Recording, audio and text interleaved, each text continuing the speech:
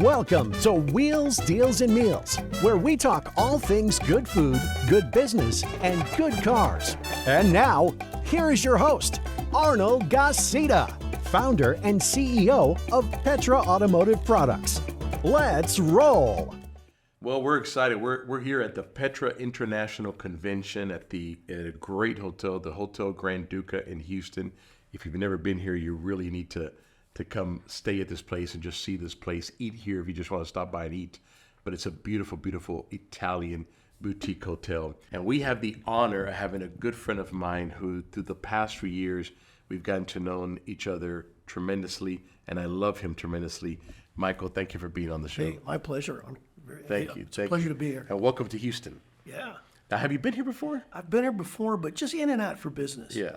But so you got to see a little bit of it. Yeah, we got in a day early, so we got a chance to enjoy a little bit more. And then I found a new favorite steakhouse now. Yeah, okay? right. Can I promote the 48 you steak? He's one of my... Yeah. Wow. He's been on the show. He's a great guy. What a phenomenal experience. Jeff Masters from Steak 48, so for sure we want to promote that. So, Michael, what is Michael's favorite car?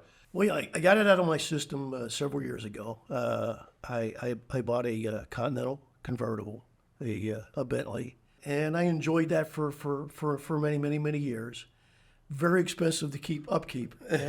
So I sold that vehicle, made a little money on it. Michael, you're a car dealer. I would expect you to make a little money on it. Well, I don't want to brag. I made a lot of money on it. But growing up, I was relatively poor. The ironic thing was I didn't know I was poor. And I seen... Which typically means you were poor and happy. Well, I was never unhappy. That's the ironic thing, until I started making money, I never realized I was poor. Yeah. So, fate met destiny, and I got in the automobile business. But just to regress, and answer your question, cars, I seen men driving around in Corvettes, and I always loved the Corvettes. Yeah. So I have a 95 Corvette. Just broke my heart. Just put 40,000 miles on it. I have a 2002 convertible. That car just has 25,000 miles on it. And a nice day in Louisville, I have a little puppy. I have a Rocco. I take Rocco with me on my drives. He's my driving companion. That's cool. Yeah. And so I love Corvettes. But out of those cars, the Bentley was the prize of, I kind of feel I made it. That was the trophy. That was the creme de creme. Yeah. I think that particular car, I would say the Bentley and a Ferrari are the two cars that most successful business people will say, man, when I buy one of these, I kind of feel like, okay, I got it. I kind of made it here. What's your favorite place to travel? Italy. That's why I love this hotel. Yeah. I think I told you this morning, if you blindfolded me and parachuted me into this hotel and said, okay, where you at? I'd Italy. say, I'm in Italy. Yeah, it's beautiful hotel. It is a beautiful hotel. And I'm with you. You and I have talked about, Venice in particular, one of my favorite places. I love Venice. I love all of Italy, but it is the food, the people, the laid back, not everybody's in a hurry. Maybe a little bit in Rome. When you get outside of Rome, everybody's just have a little wine, have a little pasta, sit down, relax. I love it. Yeah, it's not as metropolitan as Rome or Milan. Right. It's very relaxing. And it's ironic because if you think about all cruises in Italy, they start in Rome and they end up in Venice. Mm-hmm. And what a better way to end it. Yeah. And the whole boat taxi thing. So that's kind of good. What's your favorite food? Italian. Yeah. And you're from Italian descent? Yeah, my father was full-blooded Italian. My mom was full-blooded Irish. They were both one of four. They were the youngest. Back then, Italians married Italians. Irish married Irish. So my mom and dad were the first ones to break that mold. Okay. Right. And it was an interesting childhood. They were the pioneers. Well, it was funny because you said the wives, the spouses are going and they're going to cook this morning and they're going to do some drinking, right? It's amazing that I'm not an alcoholic today because I was this tall and my grandmother was having me drink a little bit of wine, yeah. And I didn't like the taste. Oh, put a little peach in it, So then of course the Irish, true their heritage. I'll tell you what. True the Irish. Yeah. That's right. They can hold it though. I was brought up Catholic, so it was unique because we had a lot of priests and nuns that, at all our, Christmas and Easter and all that. And it was amazing because I was an altar boy. So the first time I went to a family function and I seen a priest smoking a cigar and having, and having a martini. It was like somewhat shocking. That's funny. Yeah. That's funny. Yeah. Well, that's good, man. So what is Michael Porro's story? Like when you graduated high school, what did you decide to do? How did start me from the beginning that paved the journey to get to the Michael Porro that we know today? Well, good Catholic boy. I went to Catholic schools, and my mom and dad, like I said, they didn't have a lot of money, but they made sure we had a good education. And when I graduated high school, I did really well on my SATs. And I really excelled I loved chemistry, I loved biology, and I loved watching the majority of the successful people that I knew, they were doctors. I wanted to be a doctor. So, I applied to some medical schools. I was accepted. Because of financings, my folks couldn't afford to send me to the University of Pittsburgh.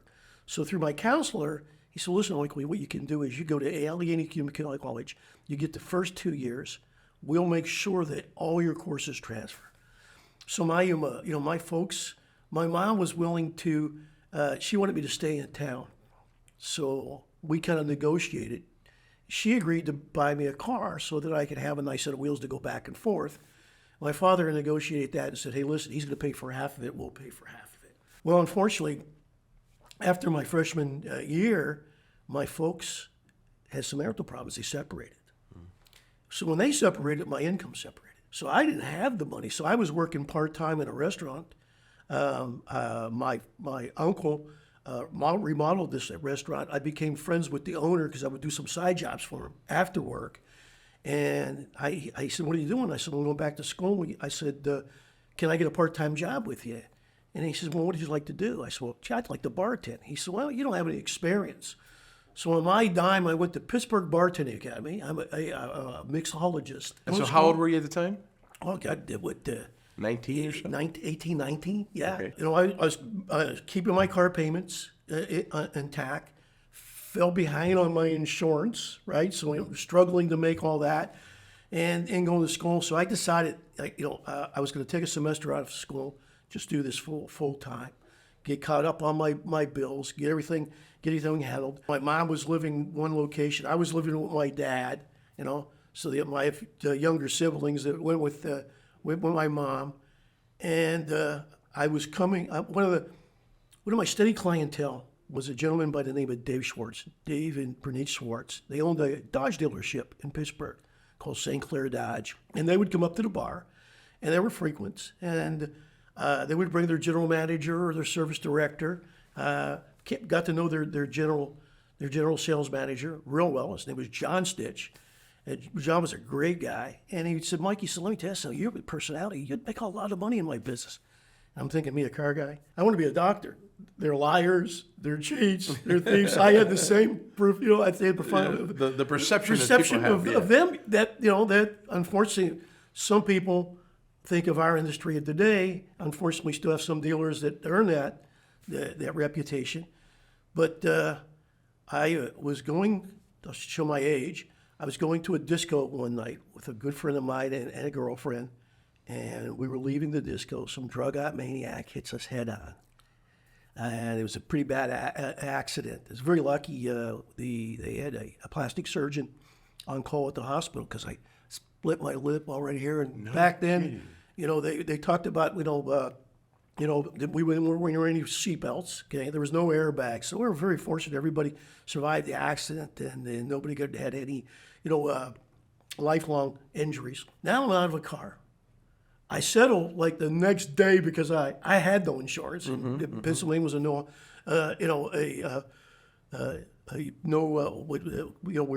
fault. No fault. Yeah, no fault policy. So I settled out of that. I got to get back to work real quick because I need the money. So I recover real quick.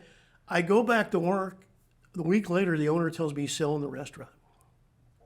So now I'm out of a car. I bought an as-is car from a Chevrolet dealer. I'm driving this Plymouth Fury, I'll never forget it had push buttons for Plymouth. The steering wheel looked like the steering wheel of a ship. And I needed a job. Yeah. I needed a car. And I went down, I talked to John and I talked to Dave. They hired me on the spot. Back then they This gave is us... to become a salesman. Yeah, to become at a a salesman. dealership. At a dealership. What was the name of your first dealership? St. Clair Dodge. St. Clair Dodge. St. Clair Dodge. This is where you started your car career. Best thing could ever happen to Arnold. They had the worst products in the world. Okay, they came up with their first compact front wheel drive vehicle. It was a Dodge Omni. I remember that vehicle. We would get Omnis, and Pittsburgh's very hilly, right? Yeah. So it was great, like in snow. So I started like October, and all the guys that I worked with on the floor, they didn't want to go outside. So I didn't know any better. Here's what I was taught. John taught me 3 things. To this day, I still teach my new sales associates when they come in, because I do all the training in my organization. And he said, listen, Mike, he says, we're going to make this real easy. He said, what I want you to do is I want you to really study the product. You got to get to know the vehicles. Once you get to know the vehicles, we'll take it to the next step. So I studied the product. I would go out on dates with brochures. I would have my girlfriends asking me questions about vehicles. I would go down to my mom's house. I'd have my mom quizzing me on cars. I'd fall asleep with brochures on my chest, and then they give So you embraced it and you were eating it. Why? See, anything I do, I have Because you want to be the best. Yeah, I have to. I'm obsessive. As a matter of fact, I've been told that I'm obsessive compulsive about being anal retentive. I mean, so That's good. That should be a shirt. But I had to know it, and I'll tell you something. Arnold, you could hook me up. I would bet you all the money you'd want. You could hook me up to a lie detector and say, Mike, have you ever sold a vehicle? And I'd say no. Because I was taught not to get caught up in people's buying postures. Who cares if they ever buy a car? 3 things: get them to like you, get them to pick out a car, ask them to buy it. And if they say no, it was a TO, which in our business is called a turnover. To a manager. And I just did that religiously. I knew the product. I would want to meet and greet the client. I could get anybody to like me. And all I concentrated on was them selecting a vehicle. I never cared. And then you turned it over. The only time I would ask them to buy the car was when I documented it on a worksheet. I would simply say, this is the car, this is the color, this is the equipment, is this the one you like to get? And if they said yes, I'd say simply, when would you like to get it? And if it wasn't now, it was like, why not now? Correct me if I'm wrong. I feel like that's still the way it should be done today. Well, that's the way we do it around the world.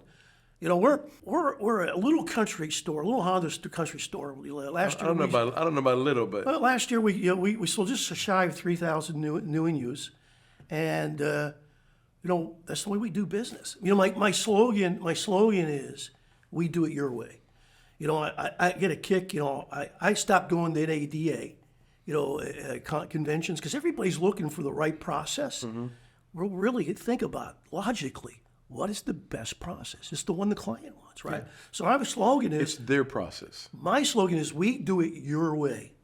So when you come into our store, our meet and greet is welcome to Honda World. My name is Michael Porro, and you are? Arnold Gassita. Arnold, I tell you, we're really glad to see you. Now think about it. When's the last time somebody told you they're glad to see you? Mm-hmm. And why would we not be glad to see you, right? And then say, look, Arnold, here's my business card. My name is Michael Porro. I'm one of the sales associates. But the most important part is the back of the card. And this is our slogan. It says, we do it your way. So simply what this means, Arnold, is you control the clock. I work for you today. So now if you want to buy a car in 10 minutes, we have a process for that. If you want to buy one in 10 hours, we get a process for that. 10 days, 10 months, 10 years.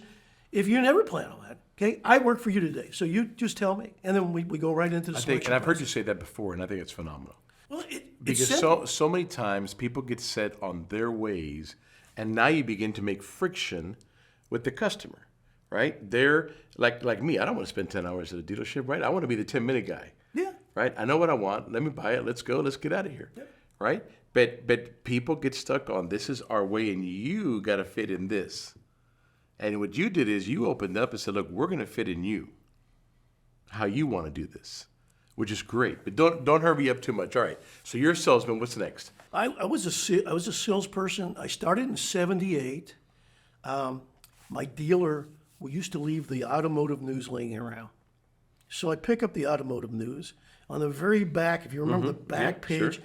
they show, Chevrolet, number 1, Ford, number 2, Oldsmobile, number 3. Yeah.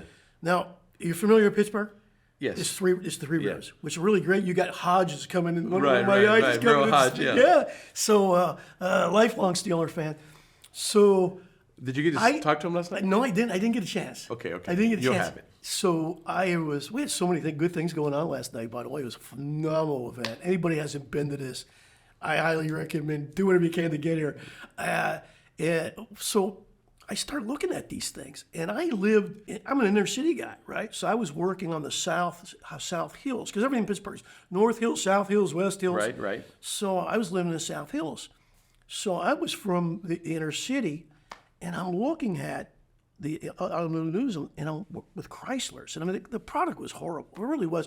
We would get Dodge Omnis would come in with Horizon on the outside, Omni on one side. Oh, no. They had a Dodge Magnum that would come in with Cordoba interior from Dodge. Oh, It was man. horrible. It was before Icoca took over, Yeah, right? yeah. I said, man, I want to get into a Chevrolet store, or get into a Ford store.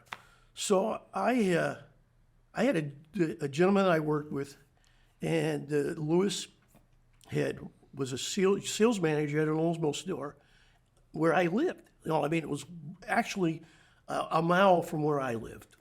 And I interviewed at the Chevrolet store, and they didn't hire me. Went to the Ford store, they didn't hire me. Went to the Oldsmobile store, and because Lewis recommended me, they hired me. I was the first person that they hired that was not married. Their curriculum was the requirement was that you had to be married, and what they did was they would interview, which made a lot of sense today. We should do it today. They interviewed the husband and the wife, because what they would do was it's a big commitment, because the automobile business is unlike any other business. And I always say it's almost like military.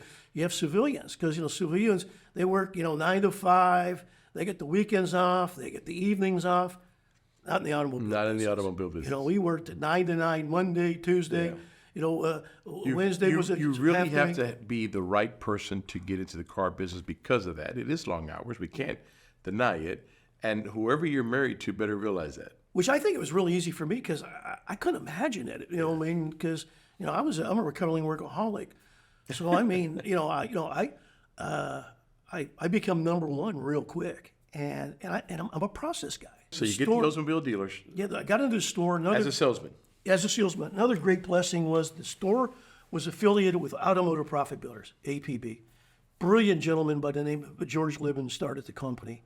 And to this day, I still practice and preach and teach the processes of Automotive Profit Builders. It mirrored my philosophy of getting people to like you, getting them to select the car and then ask them to buy it. APB focused on three things: ride, select, and serve price. So it was like, don't get caught up in people's buying postures. Get them to ride a vehicle, get them to select a vehicle, serve them a price. Just think about it. If you come into an automobile dealership and you don't select a vehicle, if you don't have fire for desire for a vehicle, why would you ever want to come back? That's right. Right? And leaving happy, right? Yeah. So the whole key to the automobile business, in my humble opinion, is selection.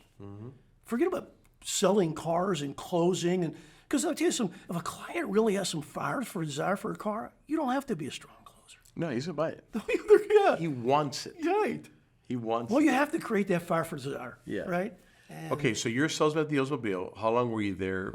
Did you grow in that position? I tell you, I grew rapidly. One thing about APB was I learned you can't manage what you can't measure, and I'm a data freak. I really am. So I embraced that, and all the data was we would measure how many clients you were talking to on a first time basis, on a beat-back basis, total basis, how many people you were demonstrating vehicles to, how many people you did write-ups, how many offers you would get, first time close, beat-back close, total close, and then your beat-back, your return rate.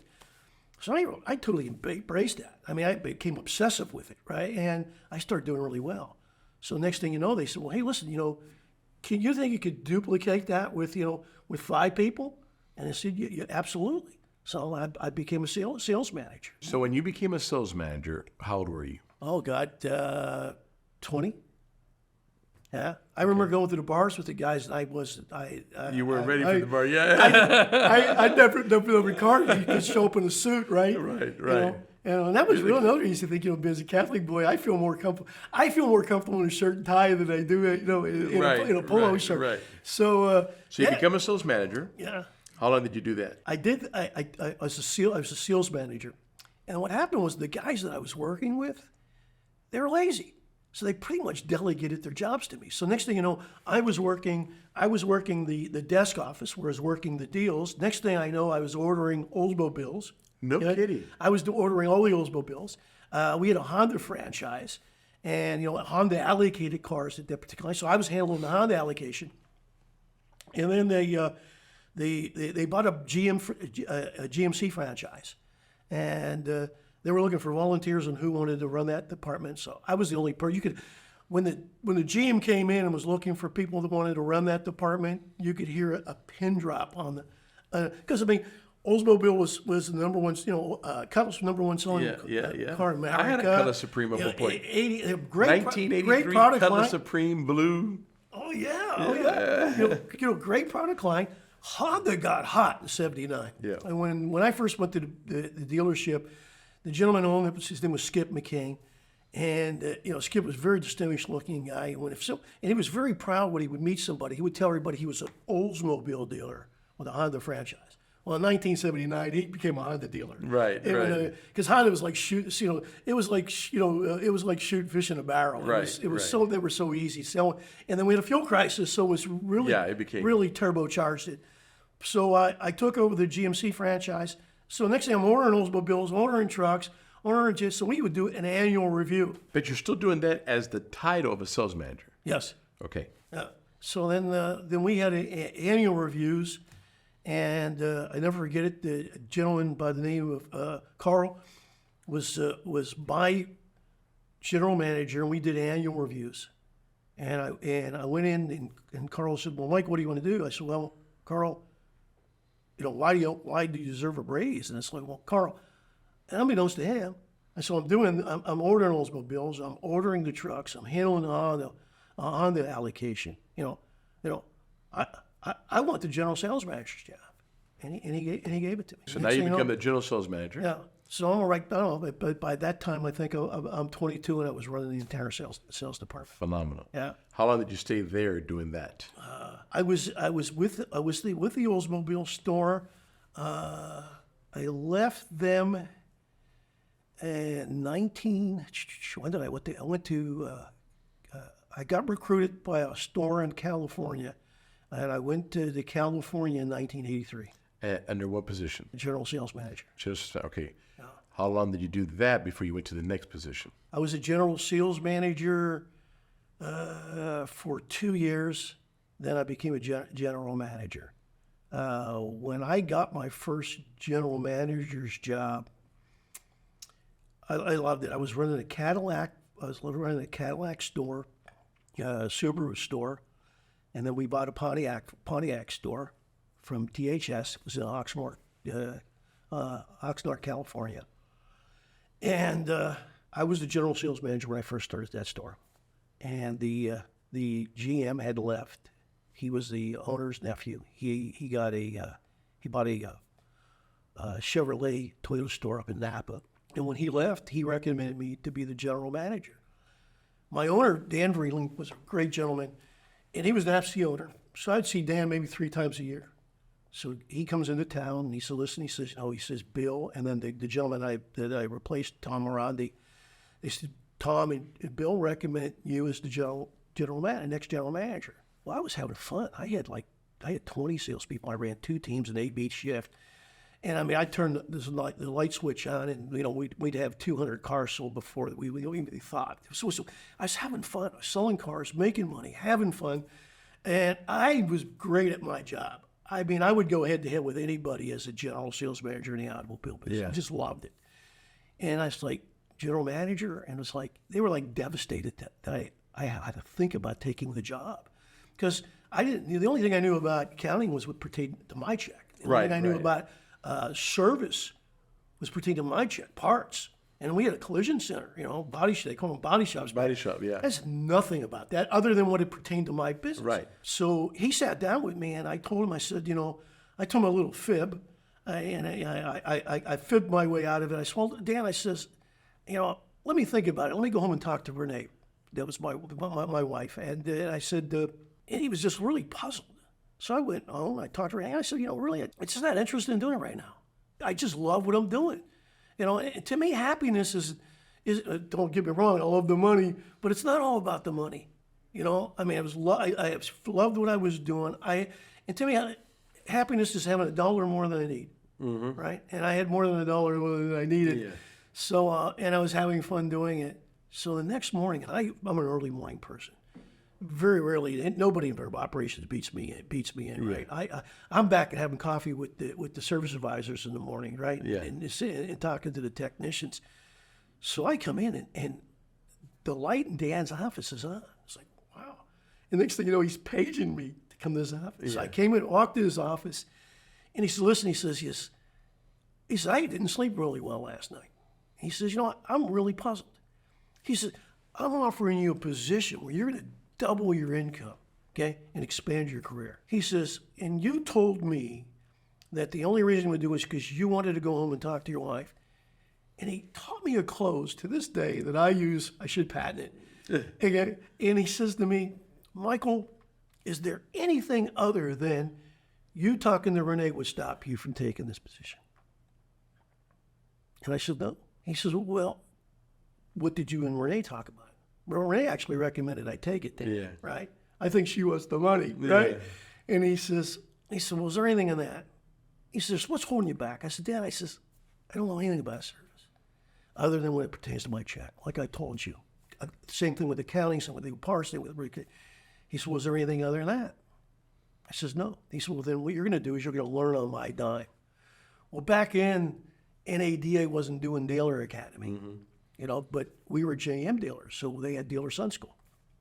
So he sent me to dealer sun school, took the job, took my number one guy, gave him my job. Okay, I was very proud of him because I'll tell you what, he ended up doing just as good a job as I did. Yeah. Right. And so I went to dealer sun school, but it laid out a foundation, but it wasn't my practical foundation. So what I did was, first thing I did, I went back to the parts department. I ordered 5 polo shorts. Vreeland Automotive Group, and I had a meeting with the service director and the service manager. I had 4 service riders, and I let everybody know that I was coming back and I was gonna write service. Best thing I ever did.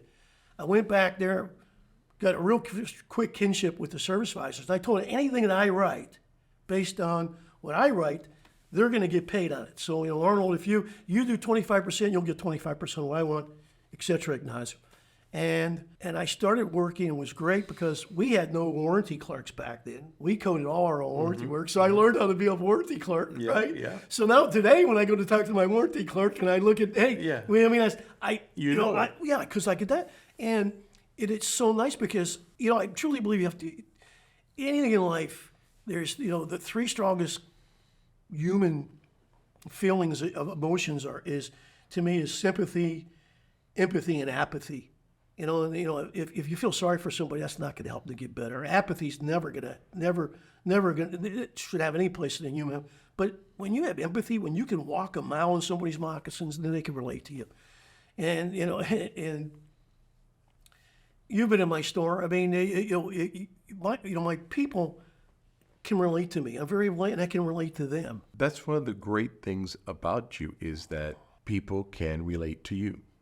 Right? And you've been there. You have this journey from bartender to salesman to general sales manager to general managers and working your way through each one, in some cases even doing the job of a general manager before you had the official title of general manager. When did you get your first break into being a partner? I left California.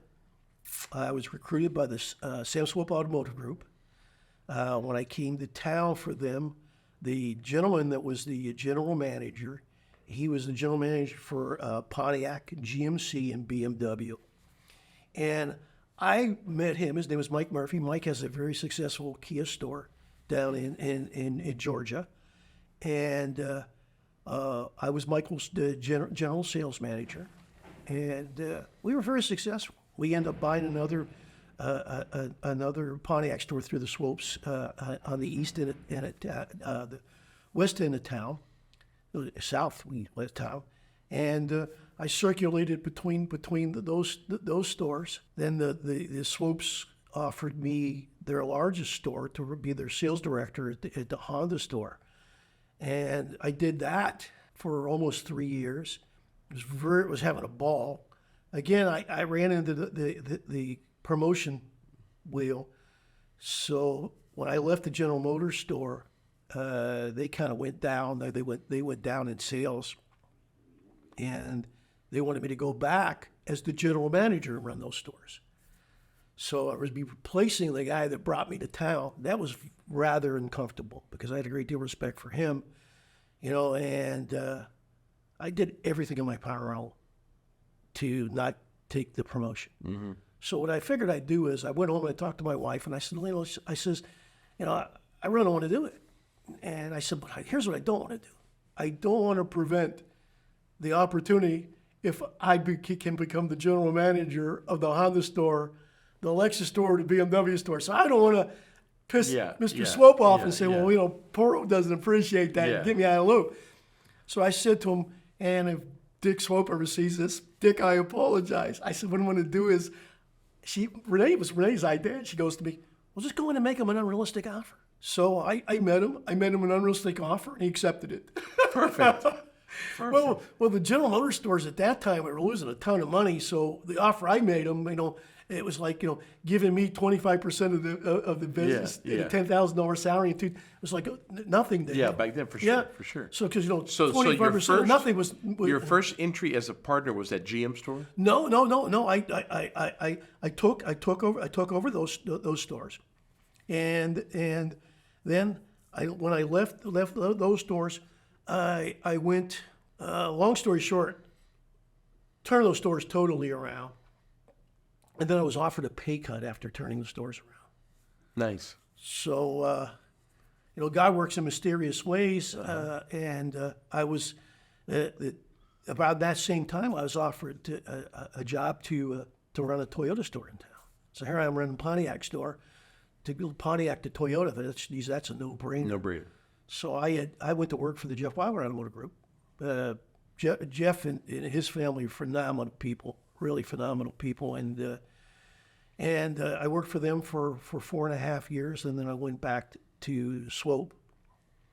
I ran the variable operations for our Lexus store, and we did great. And I took that store over during the Great Recession.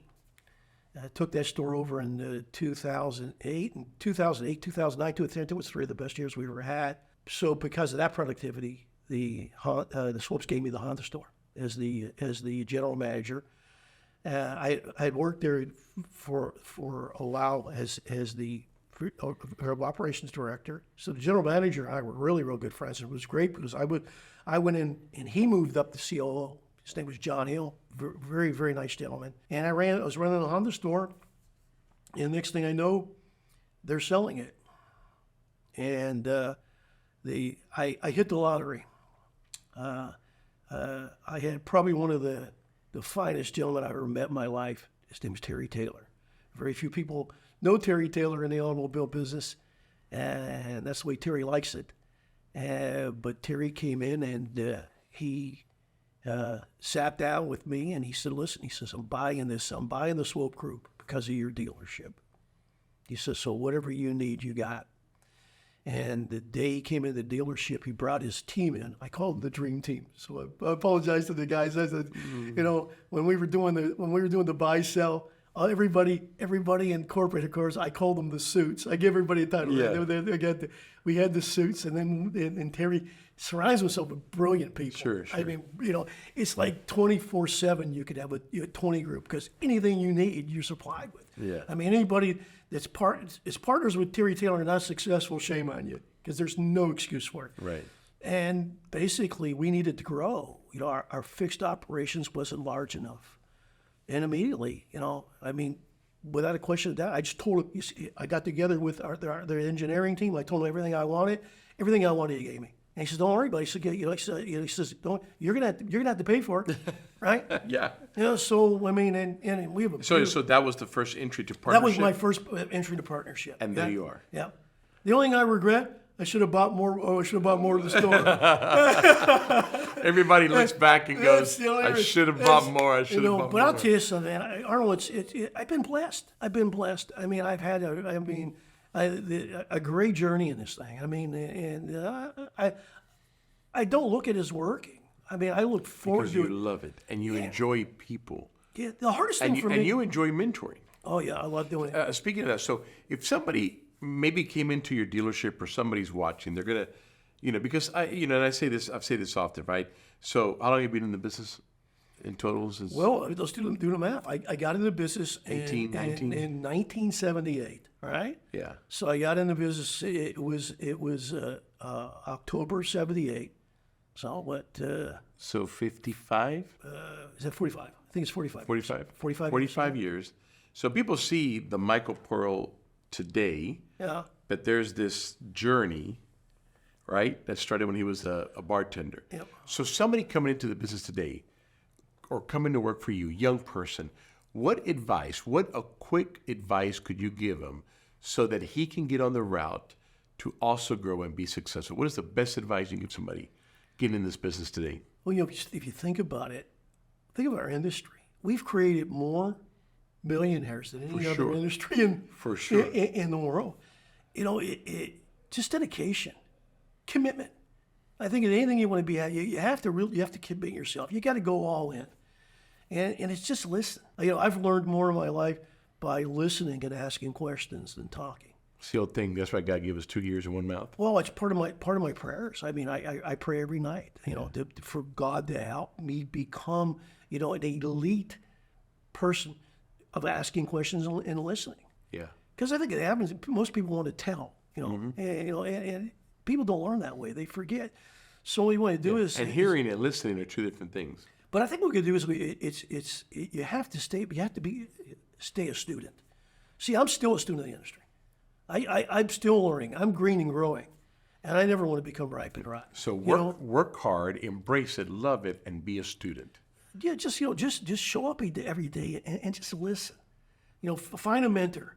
I was lucky. I found some mentors. I think mentorship is very important. I had one as well. Yeah. My first mentor, I mentioned John Stitch. When I left there, went to the Oldsmobile, I had Jim Burke. Everywhere I went, they had mentors.